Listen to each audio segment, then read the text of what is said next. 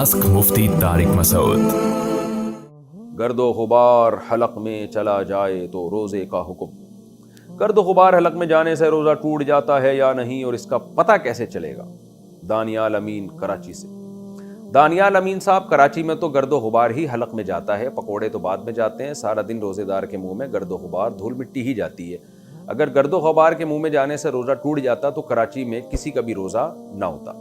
तो हाँ, जानबूझकर गर्द पेट में ना लेके जाएं कि मिट्टी में जा के उसको सूंघ रहे हैं ताकि गर्द अंदर जाए। इस अमल से तो रोज़ा टूटेगा। लेकिन नॉर्मली चलते फिरते जो हवाएं चलती हैं और मिट्टियाँ उड़ उड़ के आपके नाक में हलक में जाती हैं, तो उसके जाने से रोज़ा नहीं टूटता। चाहे आपको जाते हुए महसूस भी हो जाए फिर भी नहीं टूटता। तो जान कर ना लेके जाएं आप। रोज़े में बार बार कुल्ली करना। रोज़े में बार बार कुल्ली करना ताकि हलक गीला रहे, क्या ये सही है? अबू सुल्तान सऊदी अरब से। हलक गीला करने के लिए तो गरारा करना पड़ता है, वो रोज़े में जायज़ नहीं है, लेकिन कुल्ली करना जायज़ है, चाहे ताकि जो है प्यास की शिद्दत में कमी हो जाए। तो इस नीयत से आप बार बार कुल्ली कर सकते हैं, कोई हरज नहीं है। रोज़े में खाना बनाते हुए नमक चखना। क्या रोज़े की हालत में खाना बनाते हुए नमक या मिर्च चख सकते हैं जबकि फौरी तौर पर कुल्ली कर ली जाए? उम्मे तलहा यूके से। मकरूह अमल है, नापसंदीदा अमल है, लेकिन अगर खाने के ख़राब होने का, बेड़ा गर्क होने का ख़तरा है कि मियाँ साहब को गुस्सा आ जाएगा, उनका मीटर घूम जाएगा, बच्चे प्लेटें उठा के फेंकना शुरू कर देंगे, अम्मी ये क्या कर दिया आपने, हलवा ऐसा बनाया उसमें तो चीनी नहीं है, चीनी की बजाय नमक डाल दिया आपने, या नमक बहुत कम डाल दिया जाता है तो भी जायका ख़राब हो जाता है। बाज़ दफ़ा खाने में नमक तेज़ पड़ जाता है और मियाँ साहब ब्लड प्रेशर के मरीज़ हैं, खा के उनकी खोपड़ी और उनकी सेटिंग आउट हो गई, सारा इफ्तारी का ही बेड़ा गर्क कर दिया उन्होंने। ऐसा ख़तरा अगर मौजूद हो तो फिर खातून नमक चख सकती हैं। तो खाना पकाते हुए थोड़ा सा मुंह पे ज़बान पे रख के फ़ौरन थूक दें और अच्छी तरह कुल्ली कर लें, तो इसकी गुंजाइश है। रोज़े में शुगर टेस्ट करना। क्या रोज़े में शुगर टेस्ट कर सकते हैं? नीस क्या किसी को मजबूरी की हालत में खून दे सकते हैं? ईशा कुरैशी। जी हाँ, शुगर भी टेस्ट कर सकते हैं और खून भी दे सकते हैं। रोज़ा इससे नहीं टूटता। खून दे भी सकते हैं, खून ले भी सकते हैं। रोज़े में ड्रिप लगवाना। अगर कोई बीमार हो जैसे टाइफाइड, जिसका कोर्स ये होता है कि रोज़ाना सुबह शाम एक एक ड्रिप लगानी पड़ती है, तो क्या रोज़े की हालत में ड्रिप लगाई जा सकती है? यासिर। जी हाँ, लगाई जा सकती है यासिर साहब। रोज़े में दौरान गुस्ल नाक में कितना पानी पहुँचाएं?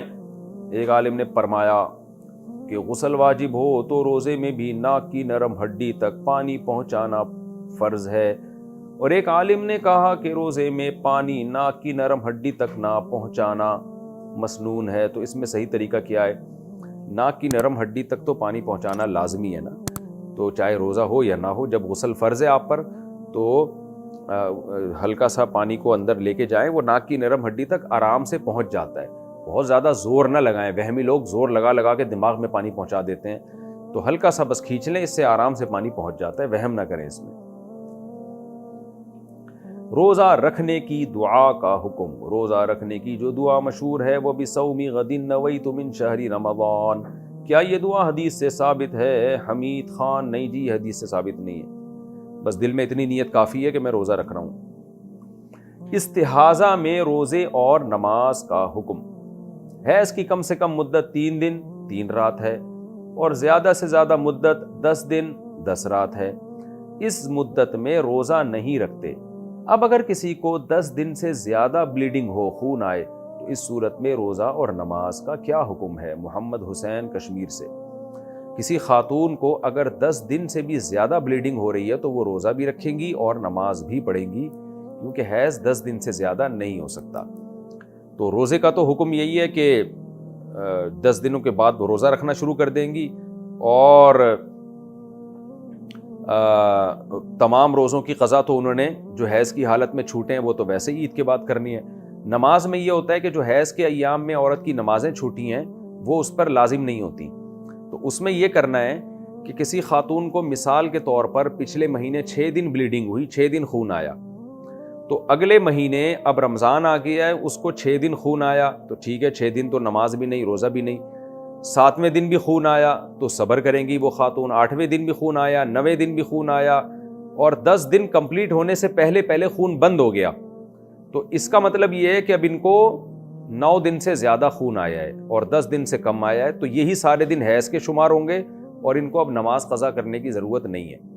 لیکن اگر کسی خاتون کو پچھلے مہینے فار ایگزامپل مثال کے طور پر 6 دن خون آیا، اگلے مہینے 6 دن سے زیادہ آتے آتے اتنا آ گیا کہ 10 دن سے بھی کراس ہو گیا، تو 10 دن سے جب کراس ہوگا تو یہ اس کی علامت ہوگی کہ بھئی یہ حیض کا خون نہیں ہے، یہ استحاضے کا خون ہے، اور ایسے موقع پہ پھر یہ دیکھا جائے گا پچھلے مہینے کتنے دن خون آیا تھا۔ پچھلے مہینے چونکہ 6 دن خون آیا تھا تو 6 دن حیض کے سمجھے جائیں گے، اور 6 دن سے اوپر جتنے دن ہیں وہ استحاضہ کی سمجھے جائیں گے، پاکی کے دن سمجھے جائیں گے۔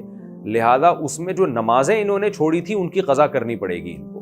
خوب سمجھ لیں یہ مسئلہ کہ 10 دن سے جب زیادہ لمبا خون آتا ہے تو پھر یہ دیکھا جاتا ہے پچھلے مہینے کتنے دن خون آیا تھا، پچھلے مہینے جتنے دن خون آیا تھا وہ حیض، اس سے زیادہ پاکی کے اور استحاضہ کے ایام، اور اگر 10 دن سے پہلے خون بند ہو جائے تو سارے دن حیض کے ہی شمار ہوتے ہیں۔ پھر تسہیل بہشتی زیور ایک کتاب ہے حضرت مولانا اشرف علی تھانوی رحمۃ اللہ علیہ کی، جامعۃ الرشید والوں نے آسان کر کے چھاپا ہے اس کو۔